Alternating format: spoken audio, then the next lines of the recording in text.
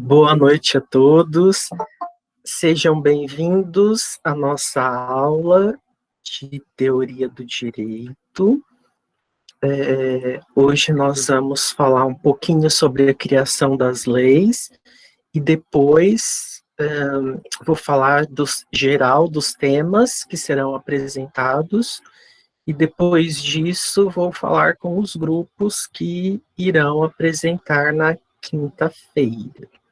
Então, hoje, na nossa 10ª aula, o nosso tema, ele é sobre o processo legislativo. Como é que se criam as leis? Nós sabemos que os poderes são divididos em 3: executivo, legislativo e judiciário. Quem fez essa divisão foi o filósofo Montesquieu. O filósofo Montesquieu, quando faz essa divisão na obra O Espírito das Leis, é um livrinho de bolso, fininho, ele vai dividir a função do poder de quem? Do Estado. O Estado, enquanto ente maior, que dita as nossas regras de conduta, aquilo que nós podemos e não podemos fazer, que vai ser o dever ser do Hans Kelsen, né, da teoria pura do direito. Eu devo cumprir a lei, porque se eu não cumprir, eu vou ser punido. Isso é o dever ser. E a lei, ela vai ser criada, então, como nós já vimos a partir da teoria tridimensional do direito do Miguel Reale, a partir dos fatos que acontecem na sociedade.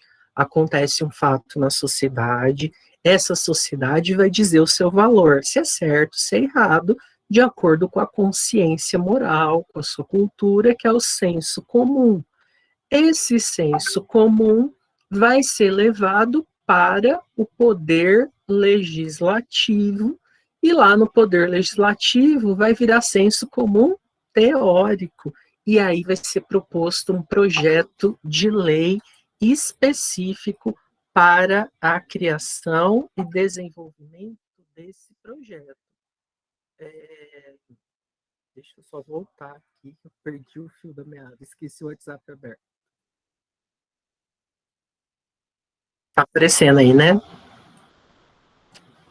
Esse projeto de lei vai ser proposto dentro do Congresso Nacional, que é composto por 2 casas, o Senado Federal e a Câmara dos Deputados Federais. Então, ele tem que ser aprovado 2 vezes em cada uma das casas por 3/5 dos presentes. E aí, depois de aprovado, ele vai para o presidente da República sancionar, assinar, autorizar a publicação dessa lei, que vai entrar dentro do nosso ordenamento jurídico. É por isso que nós compramos o vadimeco, todo ano tem que comprar um vadimeco novo, porque as leis mudam, tudo muda de acordo com os nossos interesses, com a nossa valoração cultural. O processo legislativo, ele acontece nos 3 âmbitos, né? Ele vai acontecer no âmbito municipal, no âmbito governamental de cada estado que compõe a nação e no âmbito do estado da nação brasileira, né? Então, nós vamos ter nas 3 esferas do poder legislativo, a criação de leis específicas. O município pode criar as suas leis. Como que o município cria a lei? Na Câmara de Vereadores, vai ser proposto o projeto de lei, ele tem que ser aprovado, ele aprovado vai para o prefeito sancionar, autorizar. No Estado, tem a Câmara dos Deputados Estaduais, né, na Assembleia, lá vai ser feita também a proposta de projetos de lei e que vão destinar uma emenda parlamentar para o asfalto entre São José dos Quatro Marcos e Mirassol do Oeste, né? Isso são projetos de lei. E estatal, que é um em âmbito nacional, que vai ser no Congresso, que é composto pelas 2 casas. O processo legislativo, ele é o conjunto de disposições que vai disciplinar, então, o procedimento a ser observado pelos órgãos competentes na elaboração das espécies normativas. É um procedimento, o processo legislativo, é um procedimento, o caminho que deve ser percorrido para se criar uma lei. Entende-se que O processo legislativo tem como finalidade a publicidade dos debates dos representantes eleitos que apresentam e defendem os interesses dos cidadãos nas reuniões, bem como das decisões e dos processos de construção de acordos políticos que ocorrem na Assembleia. Muita informação nesse parágrafo. Olha só. O processo legislativo tem a finalidade, tem como finalidade a publicidade dos debates dos representantes eleitos que defendem os interesses dos cidadãos. Quem coloca os representantes no poder? Somente quem é cidadão. Quem é cidadão? Só é cidadão aquele que tem capacidade de votar e de ser votado. Se eu não voto, eu não sou considerado cidadão. Porém, a lei vai ser aplicada para mim da mesma forma como se eu fosse cidadão. Eu só não participo do voto das eleições para eleger os representantes. Então, só elege representante o cidadão. E o cidadão, uma vez que elege o seu representante, colocando ele no poder, ele vai propor projetos de lei em prol do interesse da coletividade, vai ser aplicado para todo mundo. E a lei sempre vai ser pública, por isso que é transmitida às sessões, da Câmara Municipal. Eu vi que a de Araputanga vai começar a ser transmitida pela internet, viu, hoje. Da Assembleia em Cuiabá, da Câmara dos Deputados, do Senado Federal, na TV Senado, aparece tudo lá, porque é público, porque ninguém pode dizer que desconhece a lei. Eu não cumpri tal conduta porque eu não sabia que tinha uma lei. Nós não podemos alegar o desconhecimento da lei, porque a lei é pública. Tudo isso vai ser feito em reuniões. Essas reuniões que afirma aí no nosso textinho, as assembleias, que vão ser a reunião dos vereadores no âmbito municipal, dos deputados na Assembleia em Cuiabá, dos deputados federais e dos senadores em Brasília. Eles vão produzir os acordos políticos dentro da Assembleia. Então, eles vão, dessa reunião, fazer os acordos políticos até que deixe esse projeto de lei redondinho, de acordo com o interesse da sociedade. Mas e se o projeto de lei, como eu falei para vocês, ele tem que ser aprovado 2 vezes, nas 2 casas, por 3/5? E se ele for reprovado numa das casas?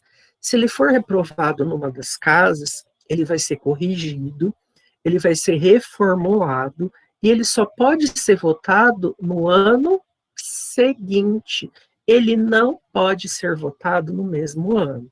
E aí, o que é que os nossos políticos fazem? Eles dão sempre o jeitinho brasileiro, não é? Eles mudam o nome do projeto de lei para que consiga que o projeto seja votado mais de uma vez no mesmo ano, porque é proibida a votação do mesmo projeto 2 vezes no mesmo ano. Isso aconteceu com a redução da maioridade penal. Ao reduzir a maioridade penal, foi votado 2 vezes no mesmo ano. O que eles fizeram? Alteraram o nome do projeto, o nome da lei, do projeto de lei. As normas que se submetem a esse procedimento são as emendas à Constituição. Nós sabemos que a Constituição não pode ser alterada, a professora Edna já deve ter falado isso para vocês, do poder constituinte, Só teremos uma nova Constituição se destituir-se o poder constituinte, se não tiver mais o poder constituinte.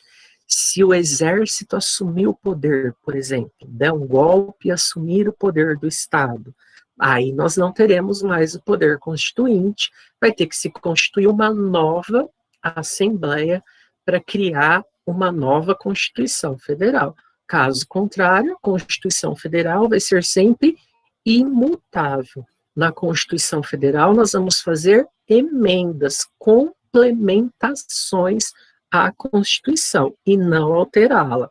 Não é como as demais leis que nós alteramos, assim como os tratados internacionais que nós também alteramos, que são as normas supralegais, né, os tratados internacionais.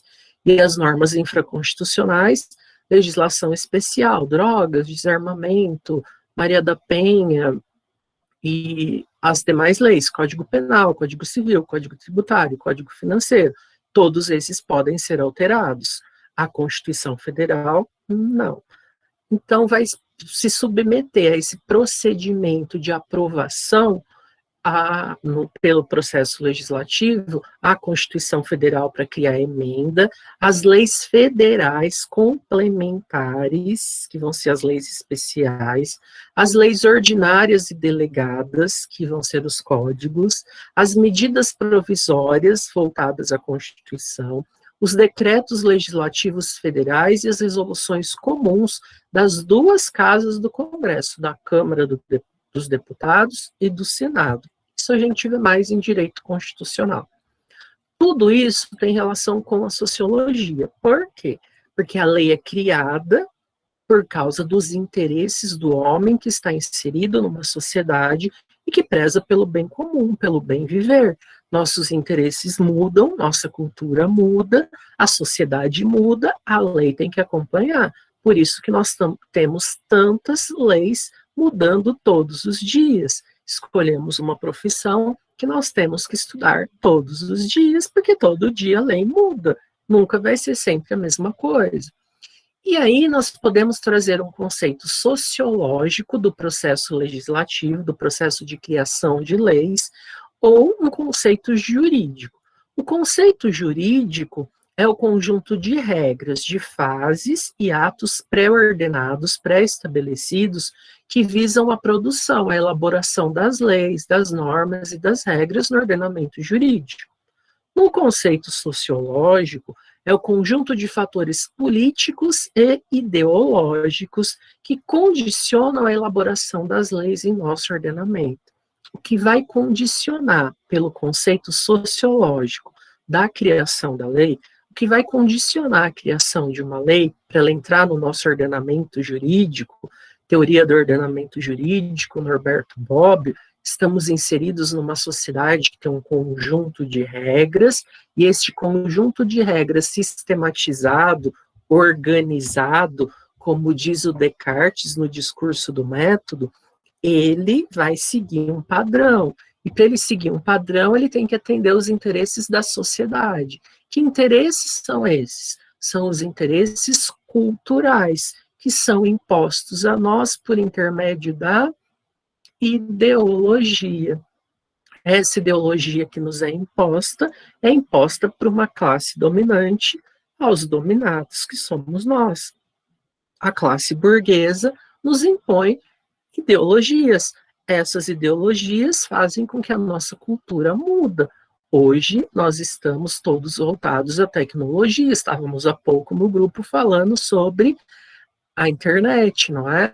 Todos estamos precisando urgentemente de uma internet de qualidade. É a cultura. Tem lei para isso?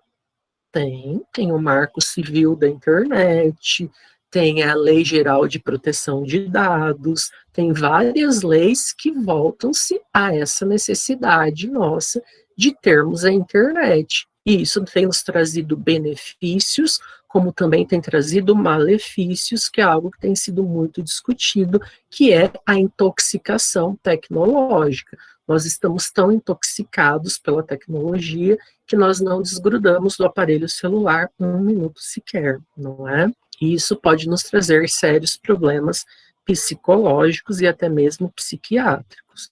Então, o processo de criação da lei depende da cultura, pelo conceito sociológico. Pelo conceito jurídico, depende somente do procedimento, ser aprovado 2 vezes nas 2 casas com aprovação de 3/5. Acabou, é só isso. São 6 as etapas ou processos de fase do processo legislativo brasileiro: a iniciativa, a discussão, a deliberação ou votação, a sanção ou veto, promulgação e publicação. Alguns autores também dividem o processo em 3 fases: introdutória, constitutiva e complementar. A professora Edna deve ter ensinado pelas 6 fases, né? Primeiro, tem-se uma iniciativa, demonstra-se a vontade de criar uma lei, discute-se sobre a criação dessa lei, todos vão votar esta lei, esse projeto de lei, que é o que passa na TV Senado. Depois de votado, vai ser aprovado ou não. Se aprovado, vai para a sanção do presidente da República, que vai autorizar ou vai vetar. Se ele vetar, se ele proibir, pode ser votado de novo e proposto para ele de novo? Pode, no ano seguinte, não no mesmo ano. Aí vamos passar pela promulgação e pela publicação. Se na lei não tiver escrito qual é o prazo da entrada dela em vigência, em vigor, ela vai entrar automaticamente em 45 dias dentro do nosso ordenamento jurídico, podendo ser cobrada de nós, cidadãos, né, de nós, membros da população brasileira. Se tiver uma data específica, segue a data específica. Aonde está previsto isso? Isso está previsto na Lei de Introdução às Normas do Direito Brasileiro, que vem antes do Código Civil no Vadimeco. Então, no Vadimeco de vocês, vem Constituição Federal, a LINDB, que é a Lei de Introdução às Normas do Direito Brasileiro, depois vem o Código Civil. A professora de Direito Civil deve ter falado da LINDB com vocês, né? A LINDB, ela vai dizer de forma geral o que é o direito, e depois ela vai especificar, se voltar especificamente ao direito internacional privado, que vai ser nosso objeto de estudo, salvo engano, no 8º ou no 9º semestre. Aí essa lei foi publicada. Se for uma lei internacional, ela também vai passar por todo esse processo. Só que a discussão, a iniciativa e a discussão vai ser feita pelo presidente da República ou pelo vice-presidente da República, com outro estado, com outra nação, com outro país, né? E que não afronte a Constituição Federal, porque se afrontar a Constituição Federal, não vai ser feito o acordo. Uma vez feito o acordo entre países diferentes, esse acordo vem ser votado no nosso Congresso. Então, vai ser votado na Câmara dos Deputados e no Senado. Tem que ter a aprovação dos 3/5. Depois da aprovação, é assinado pelo presidente, volta para os outros países que estão fazendo esse acordo conosco, ou para o país, depende se for um ou mais. E aí, feito esse acordo, que vai ter a publicação. Se não tiver data no internacional, se não tiver data específica para começar a ter validade, para começar a ter vigência, né?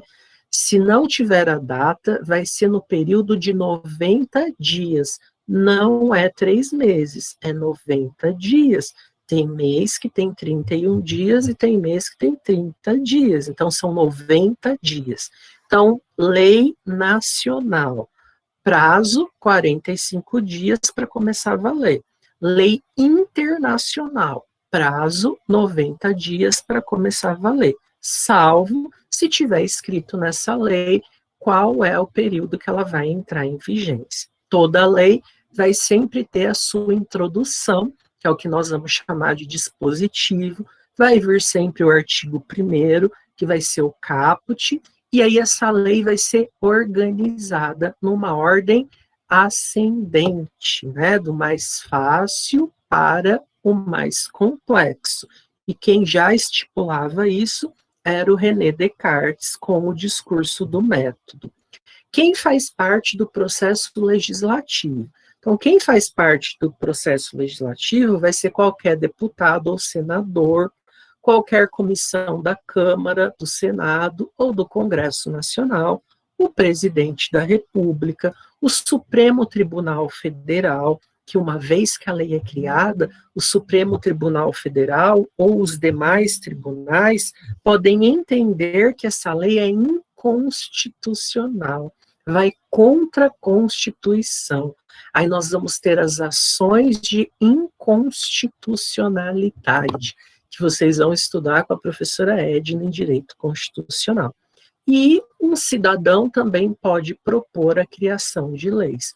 Qualquer cidadão pode propor a criação de uma lei, seja em âmbito municipal, em âmbito estadual ou em âmbito nacional. O cidadão também tem esse direito e isso vai ser a iniciativa popular. Só é cidadão quem tem a capacidade de votar e de ser votado. Quem nunca votou não é cidadão. Então faz parte da população brasileira e não da cidadania brasileira. Isso é para a política. Caso contrário, todos somos cidadãos.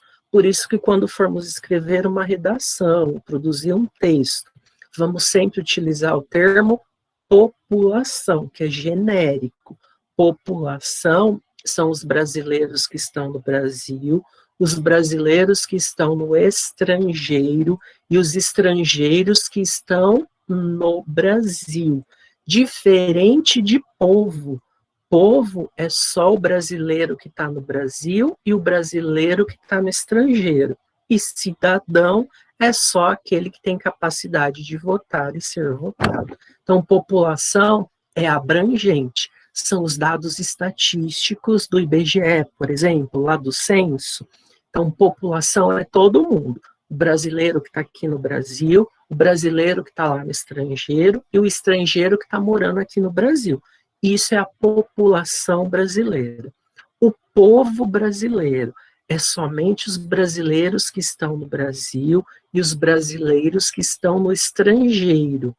E cidadão é só aquele que tem capacidade de votar e ser votado. Vocês já viram levar a urna eletrônica na cadeia, no presídio?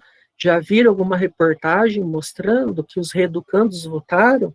Quando a pessoa ela é punida, ela vai presa, ela perde todos os seus direitos políticos. Então, ela não vai votar. Depois que ela cumprir a pena, é que ela vai pedir a sua reabilitação política para exercer o direito de voto.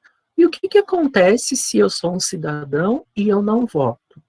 Não quis votar. E aí? Tenho que pagar uma multa, embora seja um valor irrisório, salvo engano, é R$3,70 alguma coisa, não chega a R$4. Mas quais são os prejuízos que isso vai me trazer?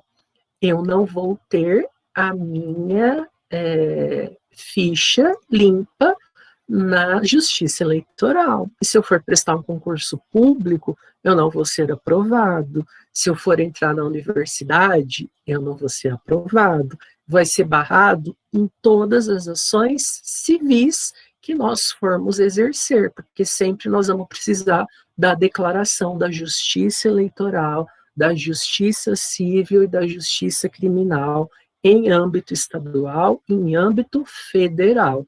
Isso nós fazemos pela internet. Pode pesquisar que vocês conseguem tirar a certidão de vocês, a certidão da justiça eleitoral, da justiça estadual, federal, civil e criminal. Vocês conseguem pela internet, só colocando o CPF de vocês lá, que vocês vão ver que emite uma certidão para vocês. Essa certidão é solicitada em todos os nossos atos. Então, nós não conseguimos praticar os nossos atos civis se nós estivermos em desacordo com o nosso direito de voto, com o nosso exercício da cidadania. O processo legislativo, ele vai estar na nossa Constituição Federal, entre os artigos 59 a 69, e ele vai trazer com riqueza de detalhes o que é uma emenda constitucional, o que é uma lei complementar, o que é uma lei ordinária, o que é uma lei delegada, o que é uma medida provisória, o que é um decreto legislativo, o que é uma resolução.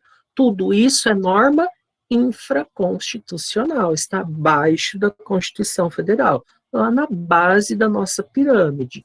No topo da pirâmide do Hans Kelsen, a nossa norma hipotética fundamental, que é a Constituição Federal. Abaixo as normas infraconstitucionais, que é tudo isso, todos esses incisos, 1, 2, 3, 4, 5, 6 e 7. E no entremeio de tudo isso, vamos ter os acordos internacionais. Então, quando eu for aplicar a lei, vou ver primeiro se tem um acordo internacional. Se tiver um acordo internacional, vou aplicar o acordo internacional. Se não tiver, eu vou seguir as normas infraconstitucionais, que é nada mais de tudo isso aí. Lei complementar, lei ordinária, lei delegada, que vão ser os códigos e as legislações especiais. Os temas dos nossos seminários.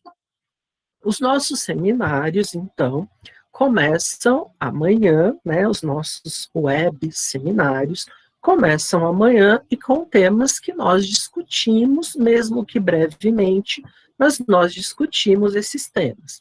O primeiro tema vai tratar do direito, da equidade e da justiça, que nós falamos disso ontem. Nós sabemos que não existe um conceito de direito, que o direito é sempre algo geral, necessário, universal, todo mundo sabe o que é, todo mundo precisa dele, ele é útil, e ninguém consegue definir, porque ele vai ser igual aqui em qualquer lugar do planeta. Que esse direito busca aplicar a justiça para a população, para toda a coletividade. E ele aplicando a justiça para toda a coletividade, nos pressupõe a existência do princípio da igualdade, de que todos são iguais perante a lei, e a lei vai ser aplicada para todos. Só que essa aplicabilidade da lei para todos depende da necessidade de cada um. Eu não posso pegar uma lei e aplicar ela de forma genérica, que é o que nós fazemos. Aplicamos a lei de forma genérica e não buscamos a real necessidade de cada um. Para buscar a real necessidade de cada um é onde vem a discussão que já vinha com Aristóteles, com Sócrates, com Platão, e chegamos na contemporaneidade com o John Rawls falando da equidade, dar a cada um aquilo que precisa e não aplicar de forma igualitária, como nós aplicamos. Hoje nós temos a figura da justiça restaurativa, que antes de se formar um processo judicial, vai se tentar uma conciliação, uma mediação, uma arbitragem, um círculo de paz, uma constelação familiar, para tentar promover o diálogo, o acordo entre as partes, para que tente se aplicar uma justiça distributiva, que distribua os interesses daquele que está buscando o poder judiciário, daquele que está buscando a tutela da justiça para atender o seu desejo de acordo com a sua vontade, e não aplicar a lei apenas de uma forma positivista e estritamente dogmática. E o que é justo para mim não é justo para vocês, não é? O conceito de justiça, assim como o conceito de direito, é um conceito inexistente, porque nem sempre a justiça vai ser feita. O tema 2 vai tratar das fontes do direito e das normas jurídicas. As fontes do direito, nós sabemos que são a origem do direito. O direito se origina da onde? Dos nossos costumes, vai se originar da lei, vai se originar da doutrina, dos princípios gerais do direito e da jurisprudência. E essas leis vão ser criadas para colocarem ordem na vida em sociedade, para trazer segurança a toda a coletividade. Por isso que existe a criação de normas jurídicas por intermédio do processo legislativo de criação de leis, que vem por intermédio do espírito das leis de Montesquieu, a divisão dos poderes e a criação de leis.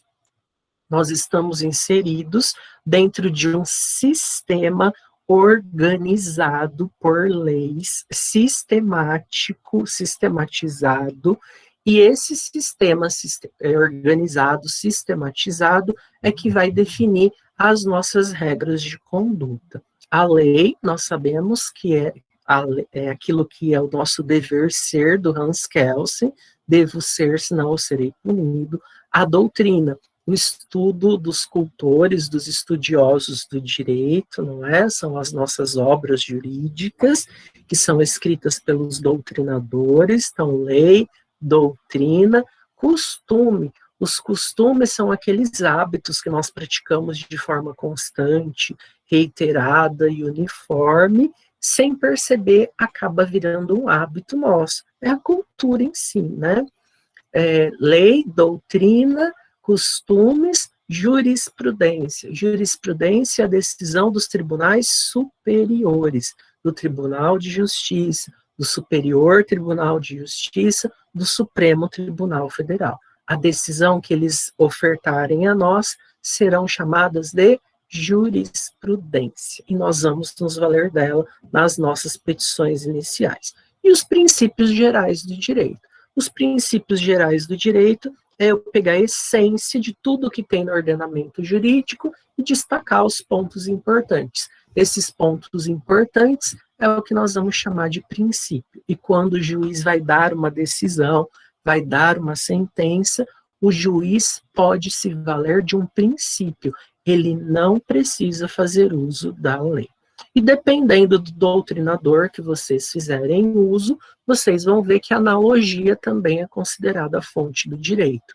Quando a lei tiver uma lacuna, quando a lei tiver um buraco, nós vamos pegar um caso parecido e vamos buscar uma solução, que é o que nós vamos chamar de analogia.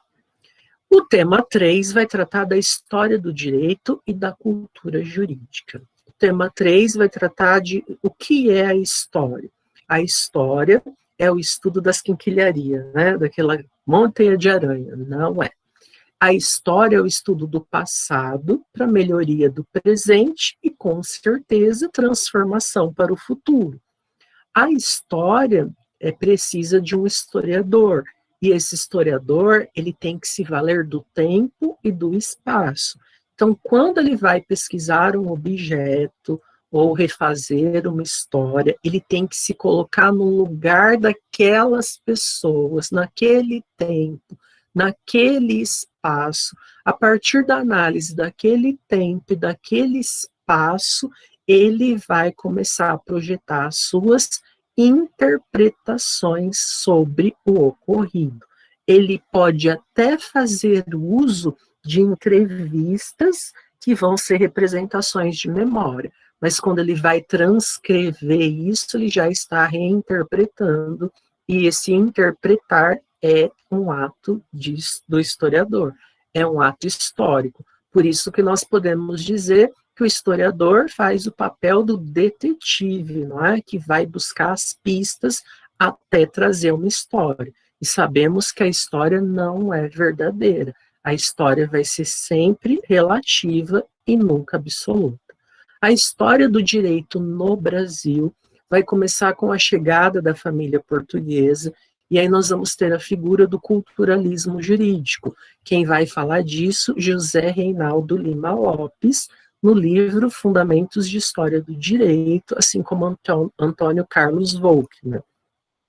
A cultura jurídica, então, ela começa a ter existência com o processo de colonização, né, que vai dar início ao processo de branqueamento da sociedade, ou seja, vêm os colonizadores e começam a extinguir as nossas culturas e vão catequizar os índios, e não só os índios, os negros que compunham a cultura nacional brasileira. A primeira escola de direito, que vai trazer a cultura como um todo, vai ser em Olinda, onde somente os filhos dos grandes fazendeiros é que vão ter o direito ao estudo, né, do curso de direito, e por isso que vem a tradição de chamar o advogado de doutor, porque chamavam-se os fazendeiros de doutor e os seus filhos o doutorzinho, filho do doutor. Então ficou doutor até os dias de hoje, lembrando que só é doutor quem tem doutorado. Nenhum médico nós devemos chamar de doutor, né? Isso é massagem de ego.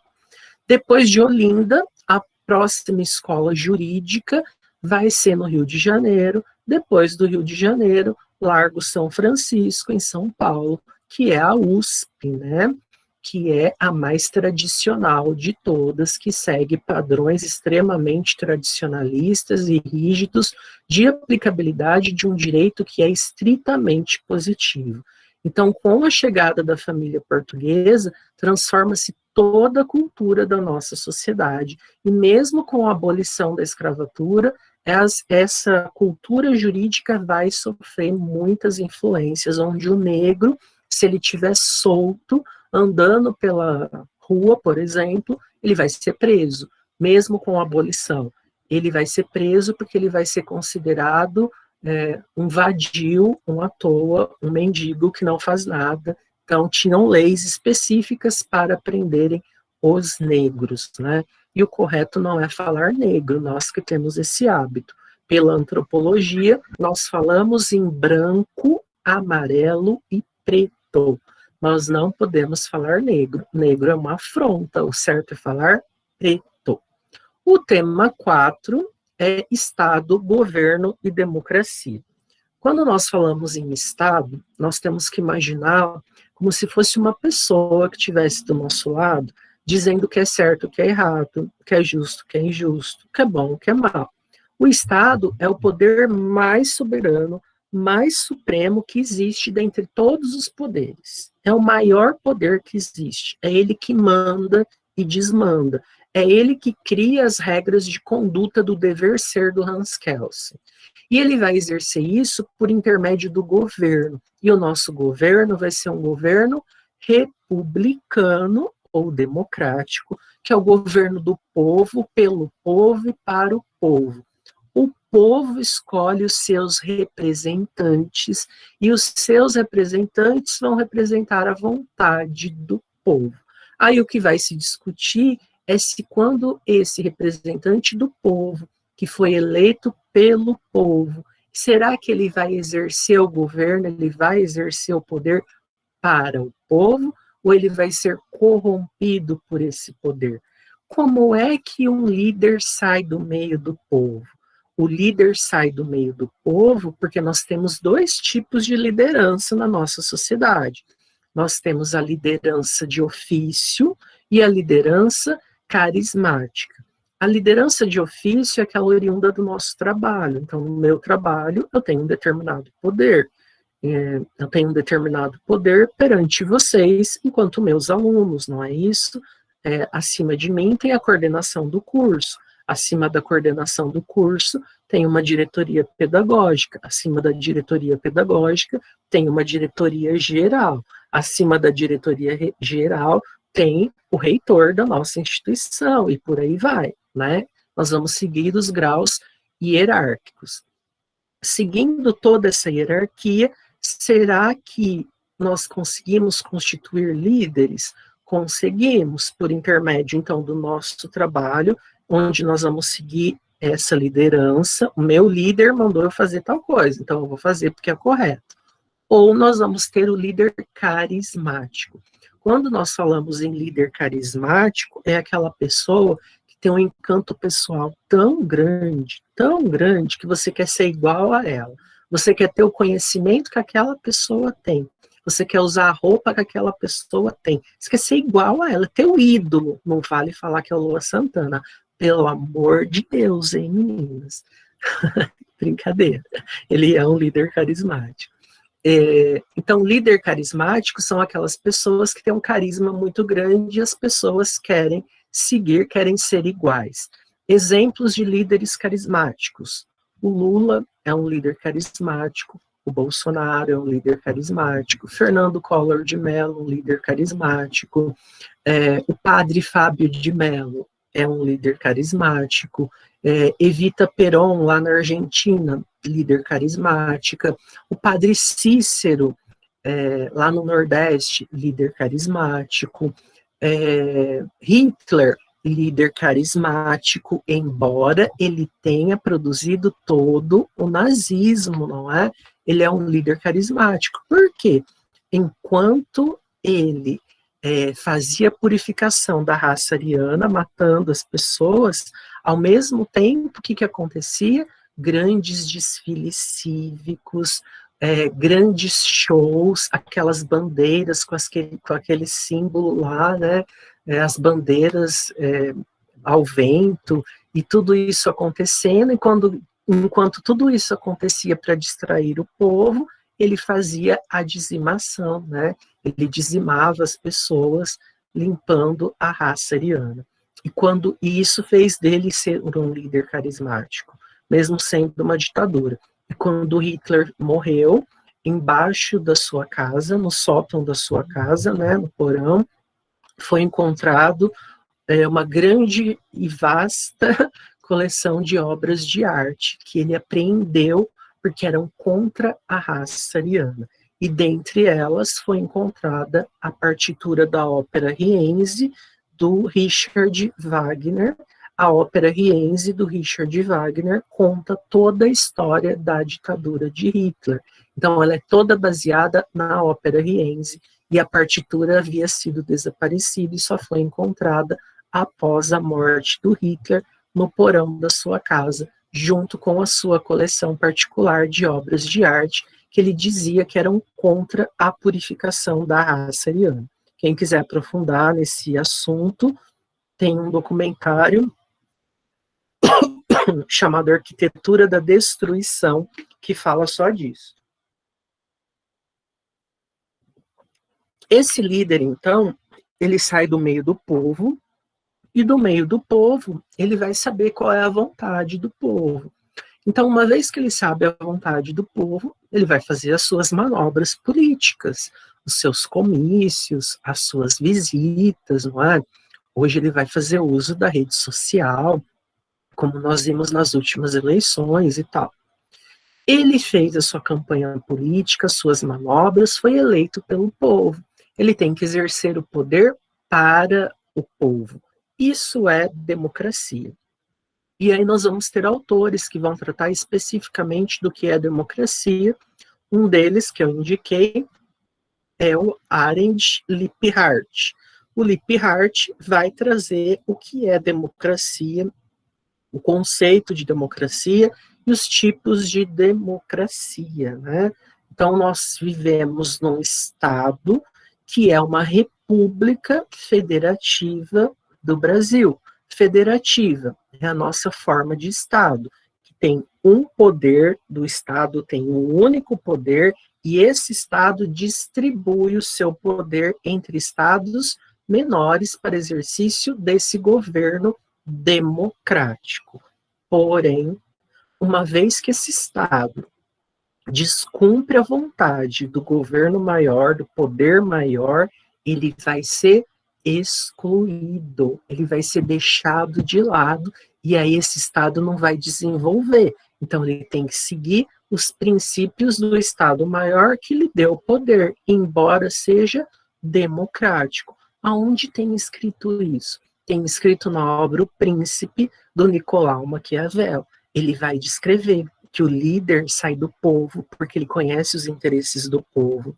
Depois que ele assume o poder, ele é corrompido por esse poder, ele distribui o poder aos principados, que são os estados menores. Aquele estado que não cumpre, ele manda matar, ou seja, ele vai excluir. Uma vez que exclui, não tem como desenvolver políticas públicas em prol desse povo, não é? Daquele povo que compõe aquele Estado. Então, nós temos sempre que seguir as virtudes do nosso príncipe, que na verdade vai ser o nosso Estado. O grupo 5 vai tratar da teoria da norma e do ordenamento jurídico. É especificamente a teoria do ordenamento jurídico de Norberto Bobbio.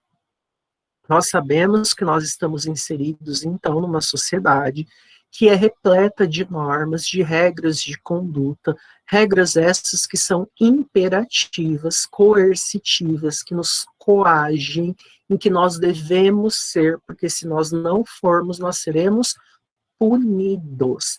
E o Norberto Bobbio, que é o ícone da teoria do ordenamento jurídico, vai estabelecer como se dá todo esse processo de criação do ordenamento jurídico, que é nada mais do que o conjunto de todas as leis que compõem a nossa sociedade.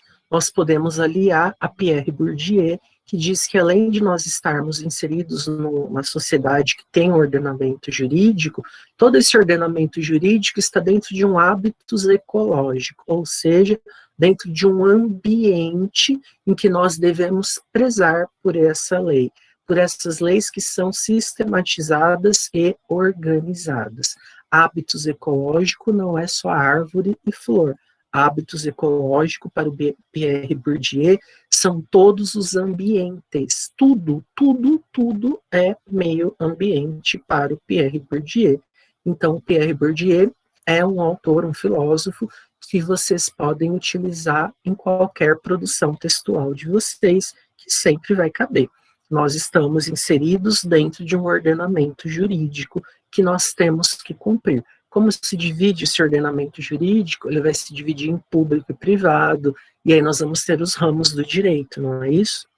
O grupo 6 vai falar de sociologia do direito por uma ordem do método. Uma vez que nós estamos inseridos dentro da sociedade, a sociologia vai estudar o homem dentro da sociedade. E por que esse homem dentro da sociedade precisa do direito? Por que ele precisa que se criem leis?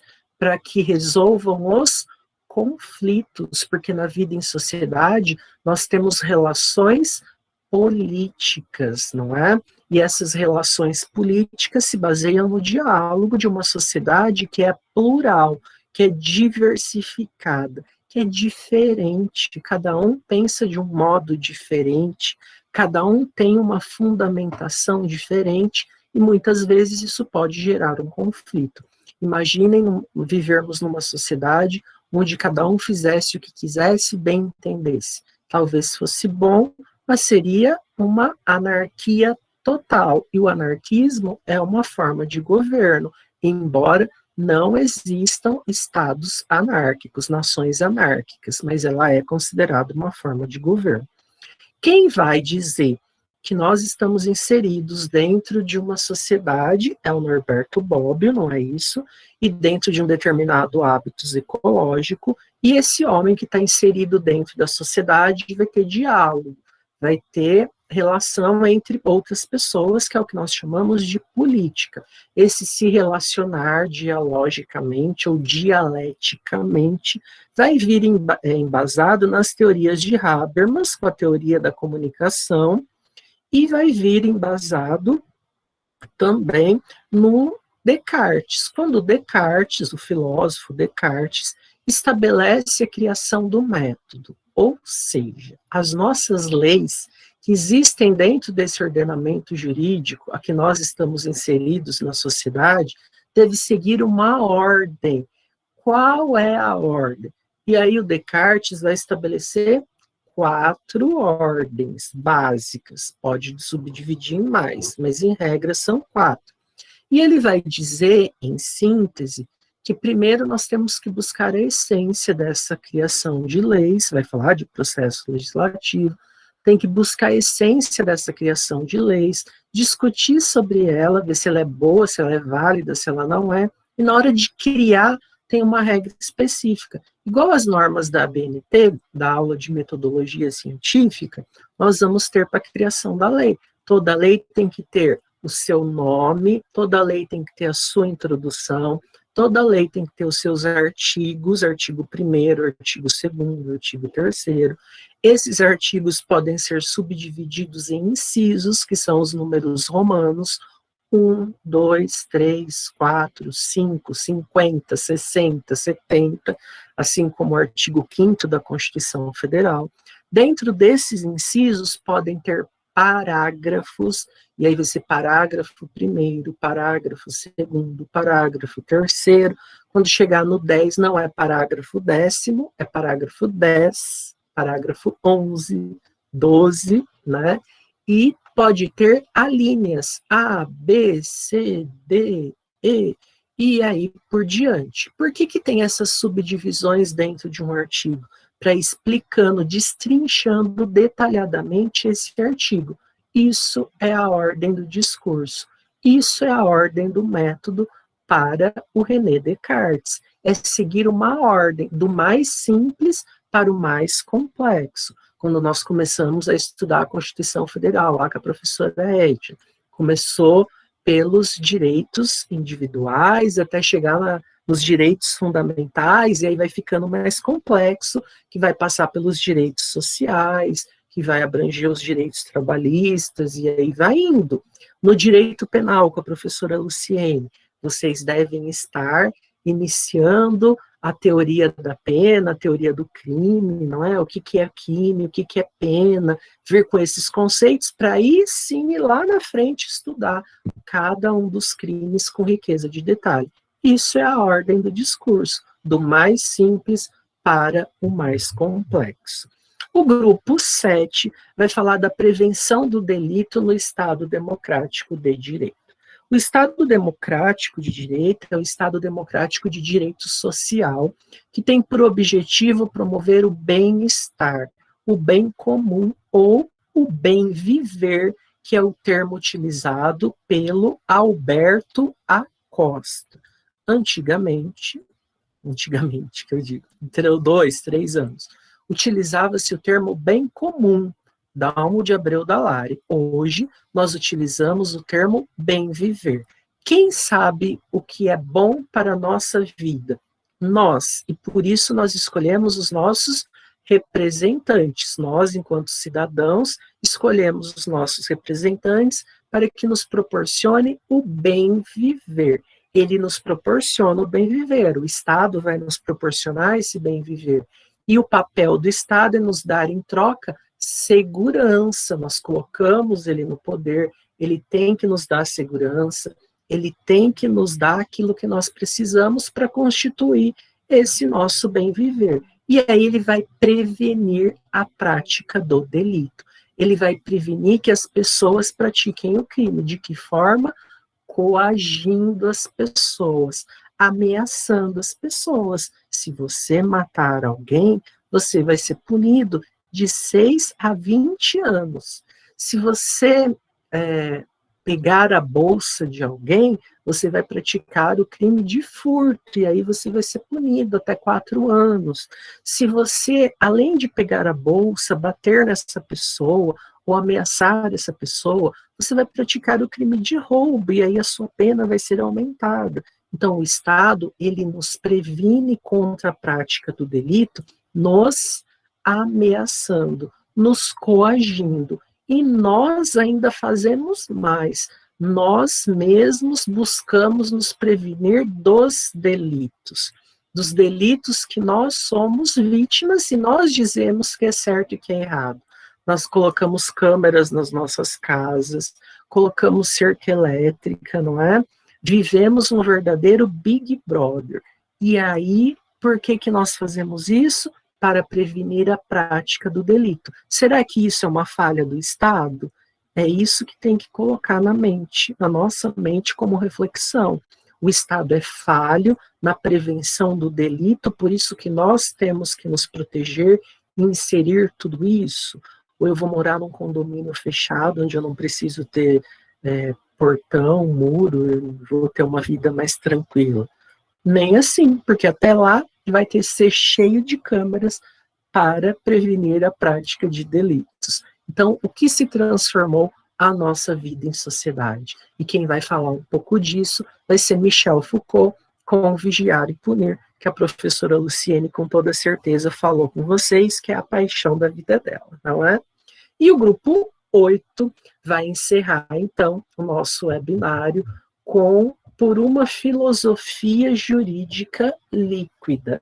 A filosofia é indagar o que, por quê, para quê e como, ato que nós fazemos todos os dias, todo instante, conscientemente e inconscientemente.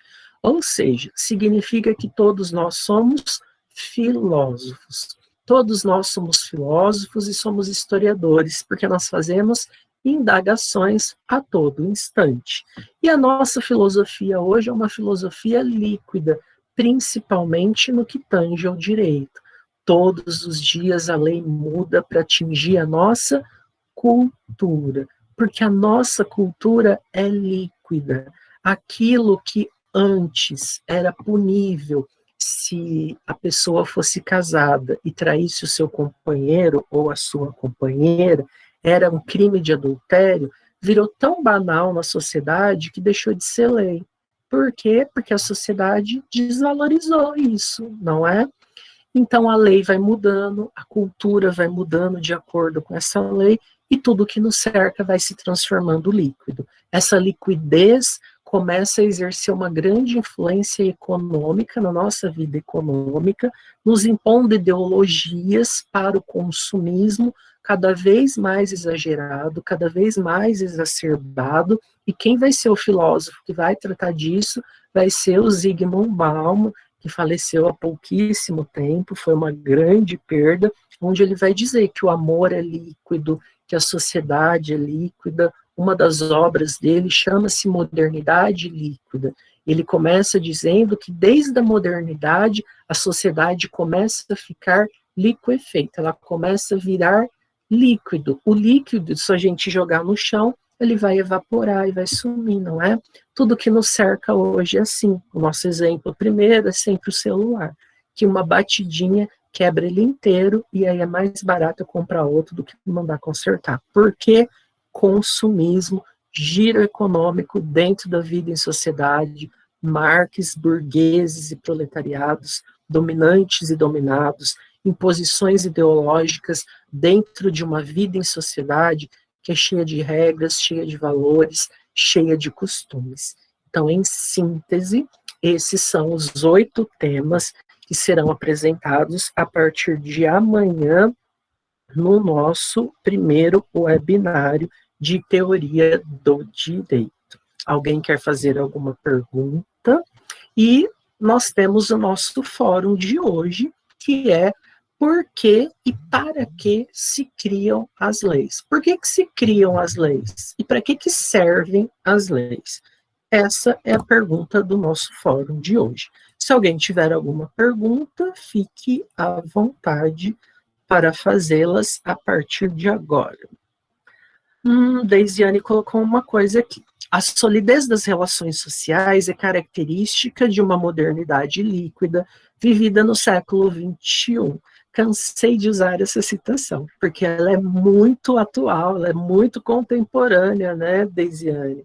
O Bauman, ele, assim como o Pierre Bourdieu, ele sustenta qualquer produção textual. Sim, sim, principalmente na redação dissertativa argumentativa, cabe praticamente quase todos os temas, né? E eu fazia muito no cursinho, que eu sei de escrever essa citação, daquela da Constituição Federal, da ONU, é porque cabe em quase todos os temas. Mas é coisas assim pequenas que a gente leva para a vida. Exatamente. Todo início de produção textual, a gente sempre tem que começar com o autor, né? Logo de cara a gente já começa com alguém para chamar a atenção, né? Vocês viram que hoje eu coloquei um fundo aqui meio diferente, né? Um conto de fadas, assim, para vocês. Professor, eu queria até saber como que o senhor consegue tantos temas, porque eu vi que são poucos no Google Meet. Para vocês não aparece a opção de mudar? Para mim aparece. Lá nos temas aparece, no plano de alterar plano de fundo, nas 3 bolinhas, alterar plano de fundo.